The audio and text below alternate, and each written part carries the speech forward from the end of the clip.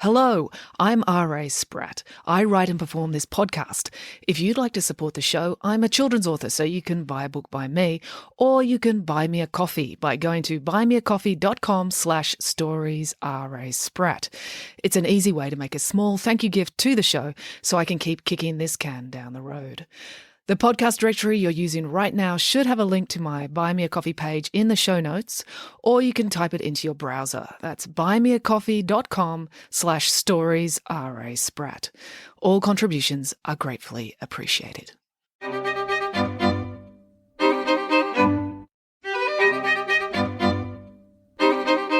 Hello and welcome to Bedtime Stories with me, R.A. Spratt.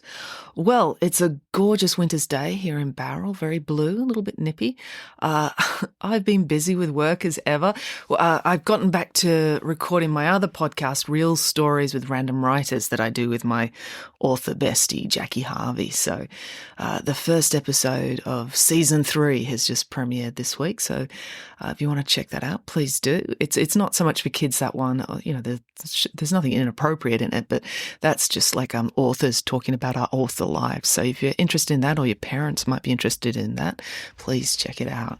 Other than that, I'm just chugging away. I'm doing the very final edits on Friday Barnes 14, which will come out in September. And next week, Epically Awesome Odyssey is coming out. So I'll be doing publicity for that next week, going around bookstores and signing stock, and I might do some videos with Nanny Piggins. I've been thinking, because I've got my Nanny Piggins puppet, and I was thinking I could make like a costume for her so she looks like Odysseus, like make her look like a ancient Greek general. So I've got some ideas. I'm not sure what I'm going to do. I'll need a day or two to make it all work, but I think that'll be a bit of fun. So I might do some videos with Nanny Piggins to promote that book next week. So yeah, I'll let you know if I do that. Okay, well, anyway, so all this thinking about Epically Awesome Odyssey made me realize I should get back to some stories from the prequel, the Iliad, or the Trojan War, and everything that happened before the Odyssey. So that's what I'm going to get back into today. Yeah, okay, that's the plan. I've actually been cooking up some plans for what to do with the podcast beyond that, but we'll explore that in future weeks. I'll probably be taking a holiday in July, so when we get back from July, I might have some new ideas of things we can do. Okay, but today, let's get on with the Trojan War. Here we go. The Trojan War, Day 1, as told by Nanny Piggins. Nanny Piggins, Boris and the children were sitting in the waiting room at their local emergency department. Don't worry, it was nothing serious. Michael simply had one of those little tiny ice cream spoons you get at the ice cream parlour stuck in his nose. It was neon orange, the spoon. It had been a deeply unfortunate accident. The children and their nanny had been enjoying a lovely breakfast of ice cream sundaes. They often ate sundaes on Sundays because Nanny Piggins believed that eating ice cream once a week was a religious holiday that should be observed by all who faithfully loved ice cream. The problem was they'd had such an energetic weekend. Nanny Piggins had tried to hijack a cement truck and use it to mix one massive chocolate cake. And hijacking is exhausting work, and eating a chocolate cake that's as big as a cement truck, remember, cake expands in the oven, was even more exhausting, but in the best possible way. So she hadn't slept much over the weekend because she'd had to stay up all night shoveling chocolate chips into the batter in the cement mixer. Anyway, as a result of all this, Nanny Piggins had lost track of time. Many of us can let an hour or an afternoon slip by, but Nanny Piggins had managed to lose track of an entire 24-hour period. So when she took the children to the ice cream parlour for their weekly ice cream breakfast, it was actually Monday, not Sunday. The children knew this because they had slept on the weekend, so they weren't as sleep-addled at this stage. But they didn't like to tell their nanny because they knew, given her current state of exhaustion, if she realised she'd missed out on her Sunday morning ice cream sundae, she would cry. And they didn't like seeing their nanny cry. They were more used to seeing her make other people cry, like the headmaster. So they were all sitting there in the ice cream parlour, eating their 48-scoop ice cream sundaes in extreme contentment, when, all of a sudden, the door of the shop burst open. Aha! I have you at last! Nanny Piggins, Boris and the children turned to see the truancy officer standing in the doorway. The truancy officer had been a mousy, cardigan-wearing woman when they first met her. But now, after years of chasing Nanny Piggins and the children about town, about the country, and sometimes all around overseas locations, the truancy officer looked like a veteran commando in an elite military unit. Her muscles rippled, her utility belt bulged with late slips and reform school brochures. "What are you doing here?" demanded Nanny Piggins. "How dare you disrupt our family breakfast? Have you no respect? It's Sunday. "No, it's not. It's Monday," said the truancy officer. "In fact, 9:03 on Monday morning. Those 3 children should have been at school 3 minutes ago, which means you are late." She whipped out 3 pairs of handcuffs from her utility belt. "You're coming with me, children." "Surely you're not allowed to handcuff children," said Nanny Piggins. "You're only a truancy officer." "I'll have you know, I have been deputised by the governor and given special extraordinary powers," said the truancy officer. She whipped out a certificate with a big gold seal and read it to them. "By the powers invested in me as Dulsford's chief truancy officer," "You're the only truancy officer," Nanny Piggins pointed out, "I am allowed to handcuff, catch with a butterfly net, or trap in an elephant trap Derek, Samantha, and Michael Green," said the truancy officer. "You are not," said Nanny Piggins. "Yes, I am," said the truancy officer. "You are not," said Nanny Piggins. "Yes, I am," said the truancy officer. "Oh, look, over there. Is that a manatee?" said Nanny Piggins. "I doubt it. Manatees are sea creatures," said the truancy officer as she turned around to see. As soon as she turned her back, Nanny Piggins, Boris and the children ran through the store and out into the back alley. Nanny Piggins always took the children to ice cream parlours with back doors, precisely in case of this sort of eventuality. The truancy officer gave chase, and she was surprisingly swift of foot after years of chasing the green children. But the green children had also spent years being chased, and they were fast too. The only problem was it was hard to run while carrying a big bucket of ice cream sundae. Nanny Piggins had taught the children that they must never, ever abandon an ice cream, chocolate or cake, no matter how desperate the circumstances. In fact, the more desperate the circumstances, the more likely it would be that they would need those things. The truancy officer was so fit these days, the children knew that outrunning her would be a marathon effort. Nanny Piggins, in fact, often claimed that the first ever marathon was someone rushing to get the 42 kilometres home to give his mother a lick of his ice cream before it melted. But that is a story for another day. So anyway, Michael was sprinting at full speed down Dulsford High Street while shoveling a scoop of hokey pokey into his mouth when he tripped on a crack in the footpath, fell over and landed face first on his little ice cream spoon. Michael wasn't at all distressed because the ice cream had made it into his mouth before he hit the concrete. And while it was uncomfortable to have a tiny plastic spoon jammed up his nose, he was relieved it wasn't embedded in his eye. Nanny Piggins had been distressed for Michael, but pleased overall because if she had to rush Michael to emergency, there was no way she could be expected to take the children to school.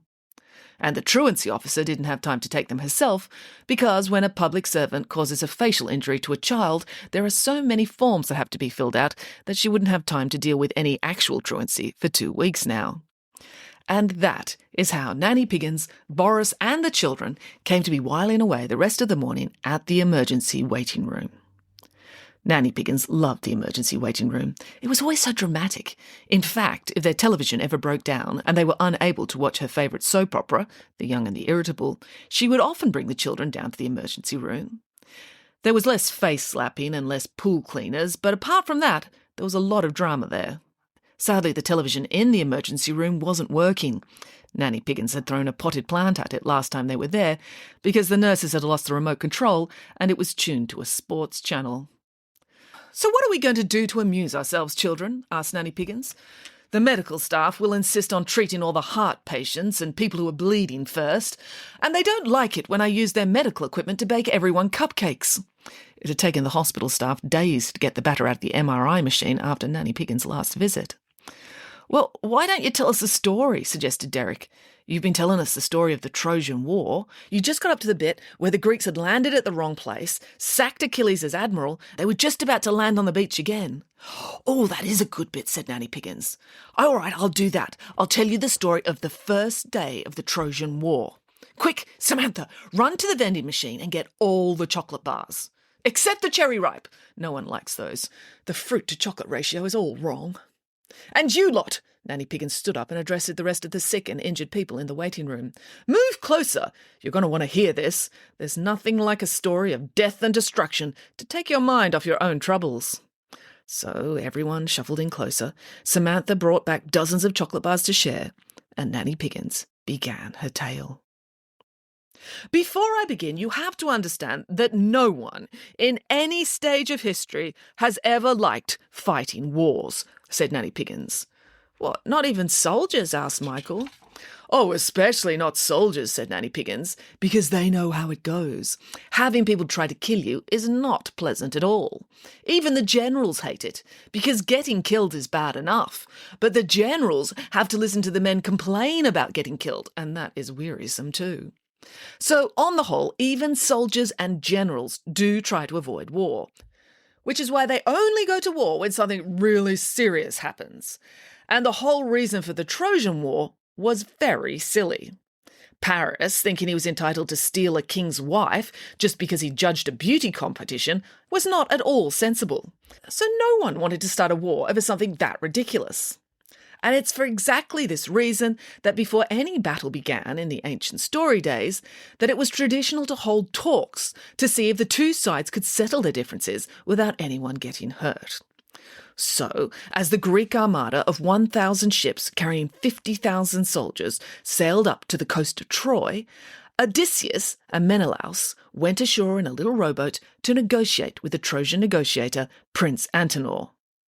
Antenor was the cousin of the Trojan king, Priam, and the uncle of Paris, the naughty wife-stealer. Well, why didn't the Greek king and the Trojan king talk for themselves? Asked Michael. Well, if the two kings met up, someone might have killed one of them, or both of them, explained Nanny Piggins. Then the whole war would have been over in 5 seconds, and there would have been no story to tell. And how boring would that be? So they had to send negotiators to make sure none of the lead characters in the story died. But Odysseus is the lead character in the Odyssey, reasoned Derek. Would you stop applying reason and logic? Snapped Nanny Piggins. This is a story. Oh, sorry, Nanny Piggins, said Derek. I don't know what came over me. So, anyway, as I was saying, before I was rudely interrupted with attempts to apply common sense, Odysseus and Menelaus went to negotiate with Prince Antenor and a group of Trojan lords. Odysseus's requests were simple. She asked for Helen to be returned, a fine to be paid, and hostages to be exchanged. Well, why did they want hostages? Asked Michael. It's just something they did in the ancient history days, explained Nanny Piggins. When you won a war, you would take your enemy's son or daughter home to live with you. Well, that's just odd, said Samantha. No, it makes sense, said Nanny Piggins. It would ensure that your enemy would never attack, because if they did, they would know that the first thing you would do would be to kill their son or daughter. Oh, that's horrible, said Michael. Yes, but war is horrible, said Nanny Piggins, and world leaders were less likely to send armies into battle if they knew that their own children would be the first to go. Naturally, being a Piggins and staggeringly beautiful, the Trojan lords all fell in love with Odysseus Piggins at first sight and wanted to do whatever she suggested. But Paris didn't want to give up Helen, his stolen bride, so he bribed Antimachus to urge the Trojans to keep Helen and kill Odysseus and Menelaus, the negotiators. And Antimachus did just that. He launched an attack on Odysseus and Menelaus right in the middle of the negotiations. Prince Antenor was horrified. Killing people at a negotiation is very rude. So he hustled Odysseus and Menelaus safely out of the city. Odysseus and Menelaus hurried back to the beach, rowed out to their ships, and told the other Greeks what had happened. The Greeks were outraged. Killing people before the battle is so rude and inconsiderate. So they decided no more Mr. Nice Greek. The whole armada would land their ships on the beach and attack immediately. Meanwhile, the Trojans realised they'd made a tactical error with the whole attempting to murder the negotiators debacle, so they rushed back to their houses and palaces to put their armour on, ready for battle. The Greeks put up their sails, bent their backs over their oars, and rowed at full speed up onto the sand of the beach. They didn't faff around with rowboats and anchors back then. They just ran the boats right up onto the sand. Odysseus stood on the prow of her ship. She held her sword high. As general of the entire army, it was her job to give the signal to attack. "Men," cried Odysseus, "do not be afraid of these insolent, treacherous Trojans. We have honour and Zeus on our side. We are sure of victory so long as we fight as one. Who's with me?" "We are!" cried the army. "What are we fighting for?" asked Odysseus. "The honour of Greece," cried the men. "What else?" asked Odysseus. "Getting the king's pretty wife back," cried the men. "That's right," said Odysseus. "Now, on the count of 3, we'll all leap down onto the beach and attack. 1, 2... Achilles had one foot on the gunwale, ready to leap down and be the first to start killing people. 3, began Odysseus. "Stop!" cried Calchas, grabbing hold of Achilles and pulling him back onto the ship. All 50,000 men froze, about to leap. "What's wrong?" asked Odysseus. "An oracle has made a prophecy," said Calchas. "Ugh, not another oracle," said the soldiers. "Well, what's the oracle said now?" asked Odysseus. She knew from experience that oracles rarely said cheerful or helpful things. "The oracle has foretold that the first Greek soldier to set foot on the sand of the beach at Troy will be the first to die in the war. And we can't afford to let that be Achilles. He is the son of a goddess/sea nymph, and he's really good at killing people, so we can't lose him in the first 5 seconds of the battle." "Fair enough," said Odysseus. "Someone else will have to go first. Who will volunteer?" All 50,000 men looked to the sky or scuffed their feet, anything to avoid making eye contact with Odysseus.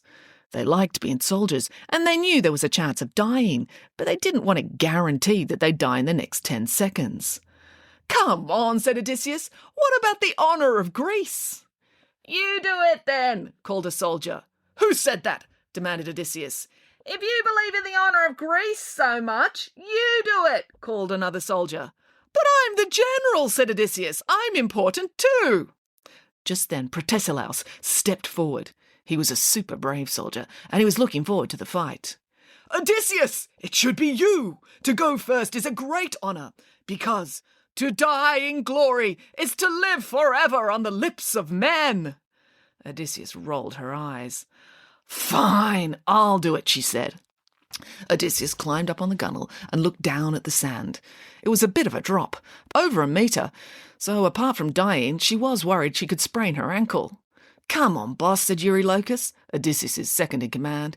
"You're embarrassing yourself in front of the other soldiers." "Let's give her a countdown, boys," said Protesilaus.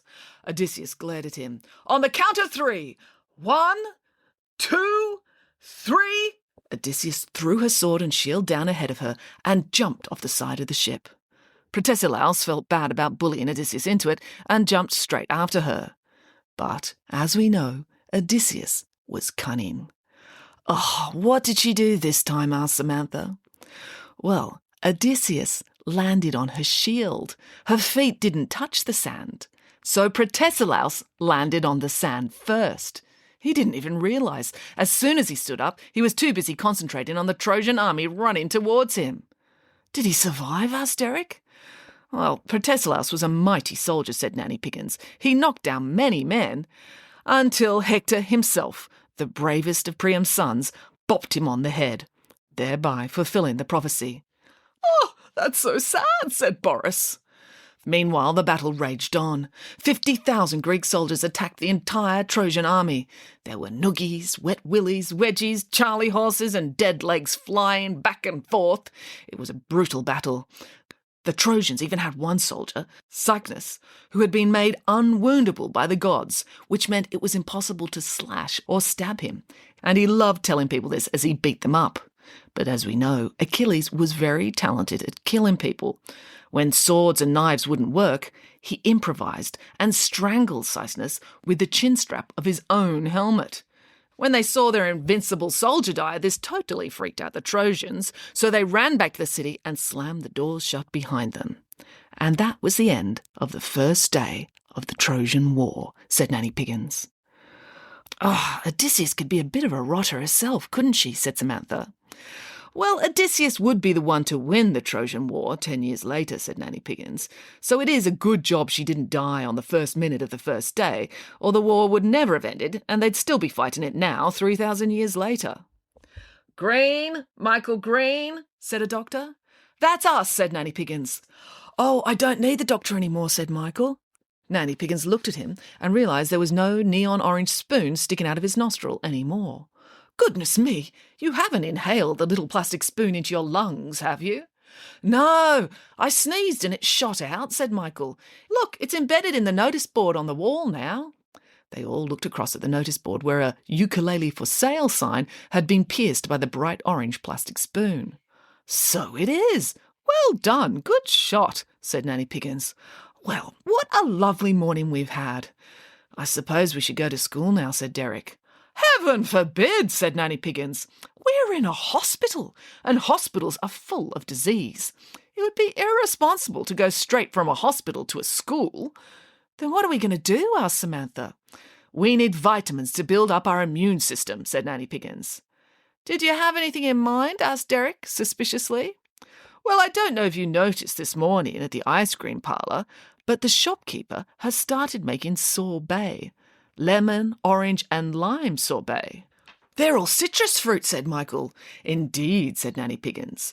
And citrus fruit is very high in vitamin C. So, if we're going to prevent the spread of disease, clearly we must go down to the ice cream parlour and eat as much sorbet as physically possible right away, for the good of public safety. And so that is what they did. The end. Time for bed. All right, well, I hope you enjoyed that one. We're going to leave it there. So until next time, goodbye.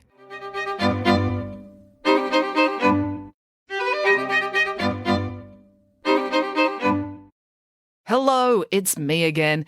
If you enjoyed listening to Bedtime Stories with R.A. Spratt, it would be really helpful if you could like, subscribe, follow, and or review the show on whatever podcast platform you're listening to now.